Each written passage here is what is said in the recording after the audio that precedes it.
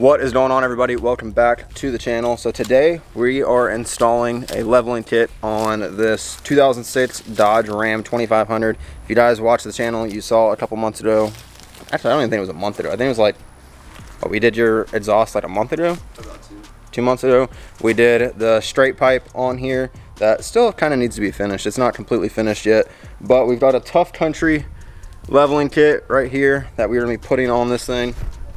Full drive. I think these are 33s that are on it right now, but we're getting this thing to sit level. So give you guys a little before on it. You guys can definitely tell that it's raking a decent amount in the front. And this is a 2.5 inch leveling kit, so this thing should sit just about perfectly level. And from looking at the instructions, it looks pretty simple. Looks like all we have to do, jack it up, remove, jack it up, remove our sway bar end link, remove our shock isolator thing up here, and remove our shock. We have to loosen our cam bolts on our radius arms, and this should come right out. But I guess we will see.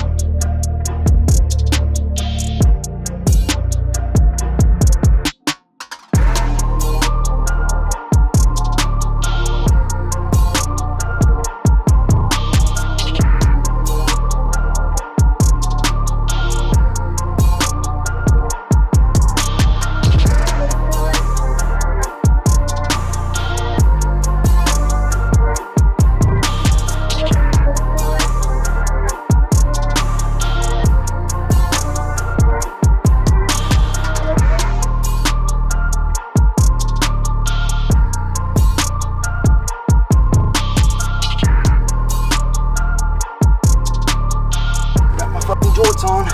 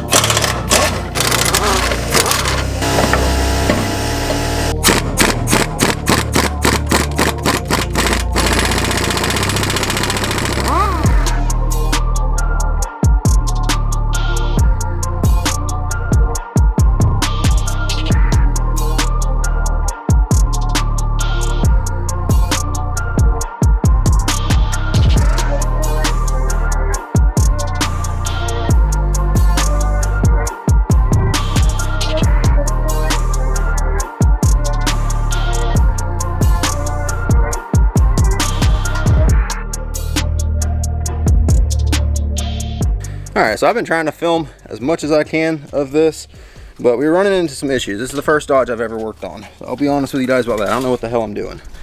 But I watched some videos and everything online didn't say anything about disconnecting the track bar. Well, I watched Justin Hawkinsmith's video. He said to disconnect the track bar to get the left side to drop down. And so I did that. We were able to get the left side down, but it wouldn't go low enough to get the shock in there without a coil spring compressor. So I stood on the brake caliper and jumped up and down, and Trevor shoved the coil spring in there. We got it in there, and I mean, you can tell there's not a lot of room. This side over here, just enough room to fit my finger in between. So we had to get it to drop. It did like 2-3 inches, which was a pain, but we finally got it dropped down, got this side in. So now we're doing the driver's side at the same time, and you have this that goes on top of your coil spring from factory, and then your shock tower bolts down onto this, which bolts to the top of your shock. You remove that, and your coil spacer goes right in here and bolts in the retaining holes, and this is your shock tower. So I've just got a nut on here to hold this so we can get the coil spring back in. But you just shove this back in there. We'll probably have to do the same thing on this side where I stand on it and jump and shove it in there. Or, you know, if you're by yourself, go to AutoZone Advance, rent you a coil spring compressor, compress the spring down. Be careful, you know, coil spring compressors can explode and hurt you very, very badly. So be very careful if you go that method. Be careful if you're doing this either way. Use jack stands. You know, if you can, don't do it by yourself. That way someone's there if something were to happen. But we've got the passenger side on. I'm gonna finish the driver's side and hopefully get it all back together in the next hour and a half and see how much higher this thing sits.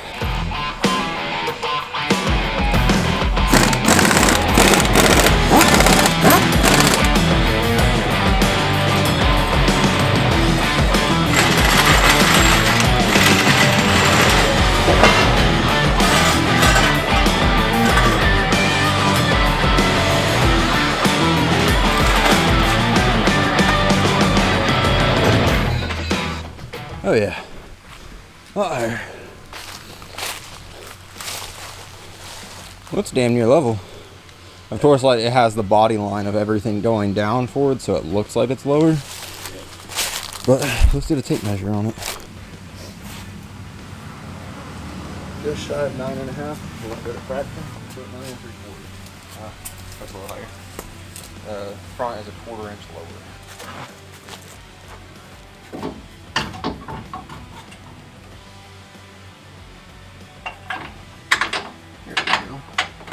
Right in? Yep. Right on.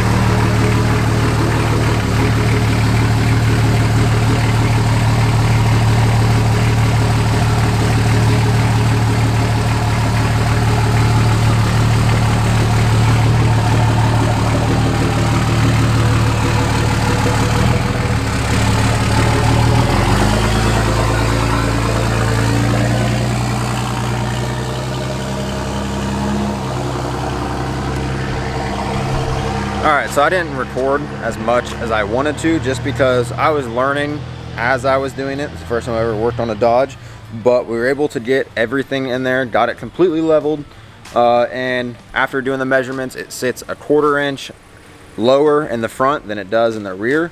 So we got it just about as level as you can get it. Got the shocks all back in there, got the shock retainers, everything went back together. It was actually not that bad once we figured it out.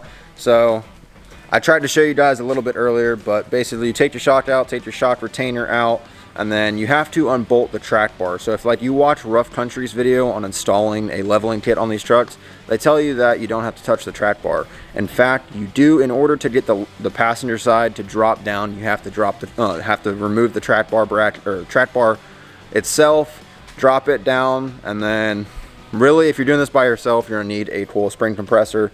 But to just get it in there, if you have some help, have the person stand on the brake caliper, jump up and down. We were able to get the coil springs back in there, got it all bolted back together, and it went back together good. You guys saw, he drove away and his wheel wasn't that off, but I told him he does need to get in alignment. We did tweak it just a little bit, but you did lift it 2.5 inches, so that's gonna mess with your geometry and your steering angles and everything. Safer getting alignment, don't ruin your tires. Tires are a lot more expensive than $120 alignment.